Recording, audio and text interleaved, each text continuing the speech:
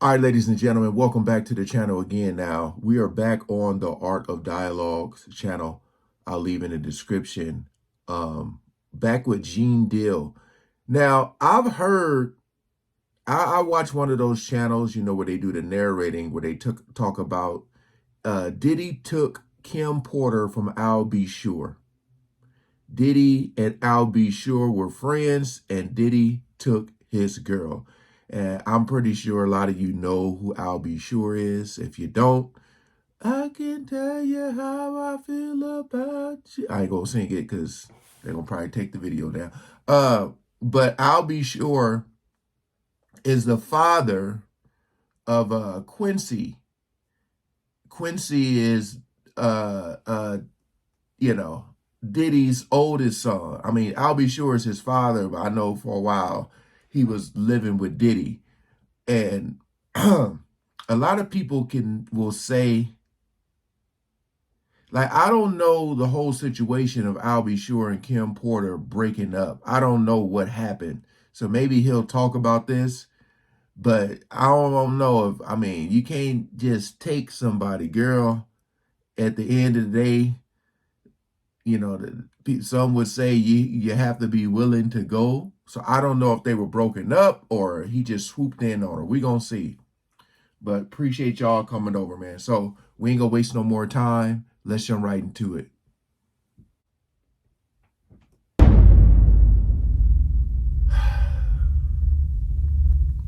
Yeah, you might be right. It does make sense. He probably knew what was coming, man. But you seen what Albie Short said? Him insinuating that Diddy had something to do with him getting in the coma?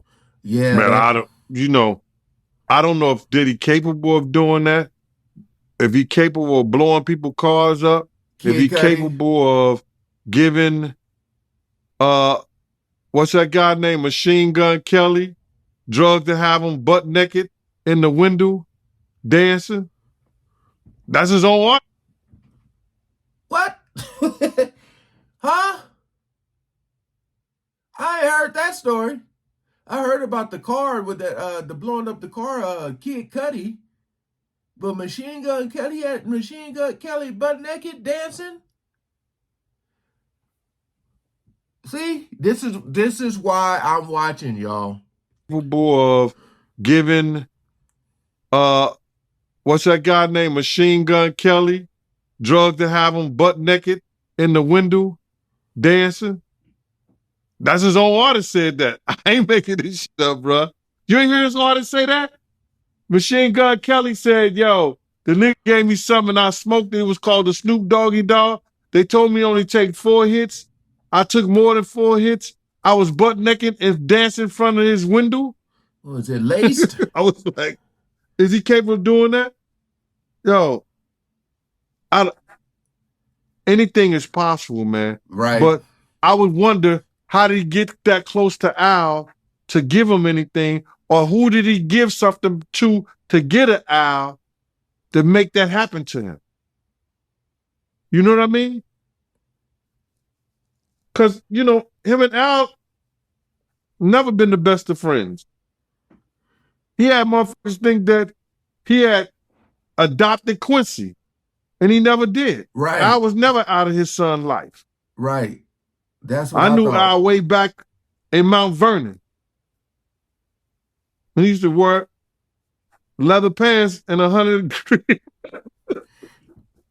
And I never knew Quincy was Al B. Sure's son. I just thought it was Diddy's son with, because I'd never seen, I didn't know who Kim Porter was.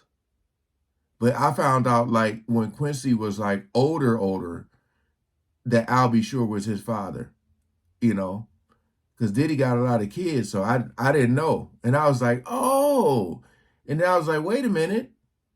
So Diddy is with Al B. Sure's ex, and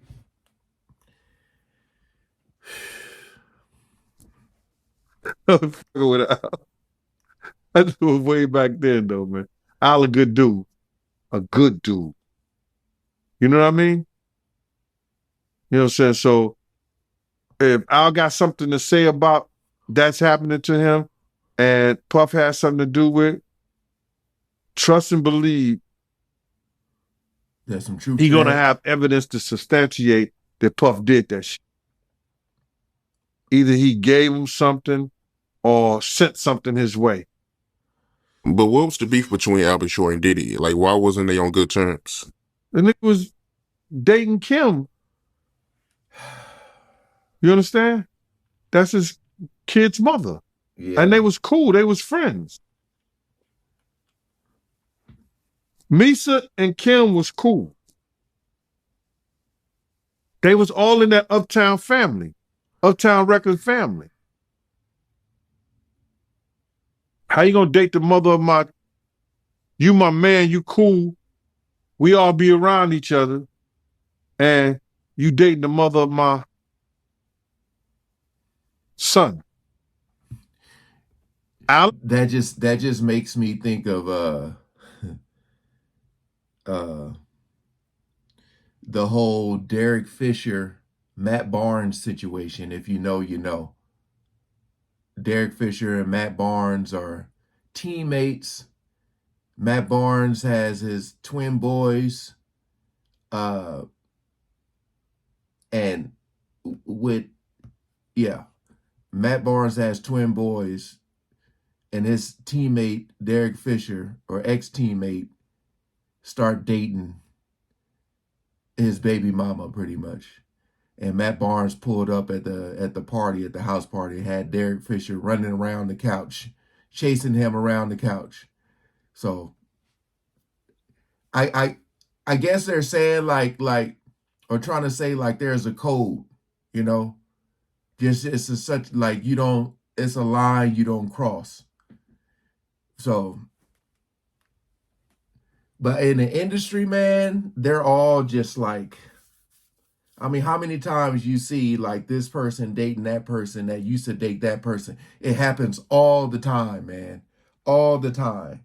But you wouldn't think if it's somebody like you around a lot, your boys that you fist bumping and shaking hands with, that they'll, yeah. I know it gets a little awkward. Never go try to date Misa. You know what I mean? Right, yeah, that ain't cool, man. But you could tell Albie Shore, he don't like Diddy, man. You can tell he got a disdain for Diddy. No, he don't. He don't. Because Andre Harrell did some snake shit and nobody never know why that he was doing this. He was giving all the props to Diddy from artists like Jodeci, Mary J. Blige. He was making like that he was the protege that brought them to the excellence that they were. The way they dressed, all that shit, that was Devontae. Their music was Devontae. But Diddy got all the credit for it. Why was Andre Harrell doing that?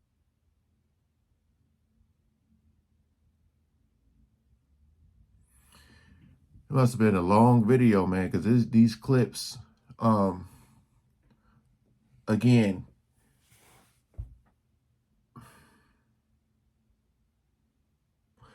and like I said, I don't know if you guys know this, but supposedly, allegedly, they're saying that Diddy took Kim out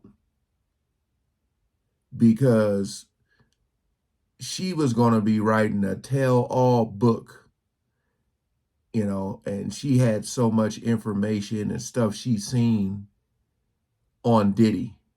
So it's a lot, man. It's like when stuff comes out, it's just like a ripple effect.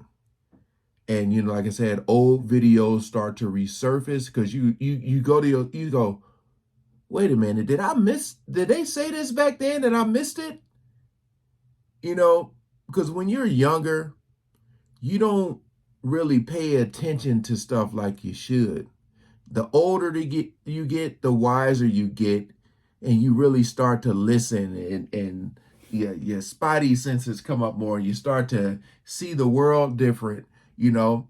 And it's all about just knowing who you're supporting. You know, everybody used to dance or do the Harlem Shake and all that stuff, listening to Bad Boy, and we all did, of course. Just like everybody used to listen to R. Kelly and, you know, all that.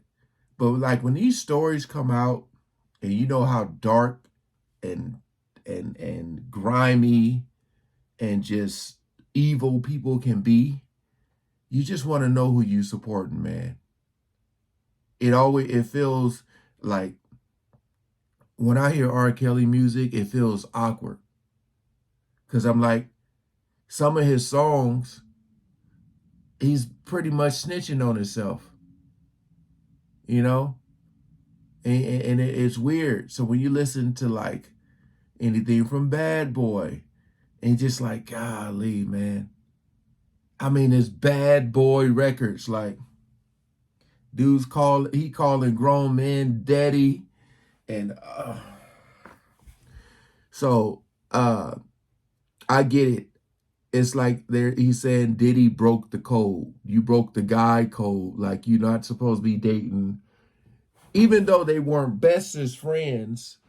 But like when you meet and talk and see people on like so many occasions, man, you don't think like, oh, this dude about to date her. So I get that. I get that. I just want to hear what he said, because I've heard the story before, but I wanted to hear him break it down because he seems to have all the information. But all right, appreciate y'all coming over again, man. Like, share, comment, and subscribe. Peace out.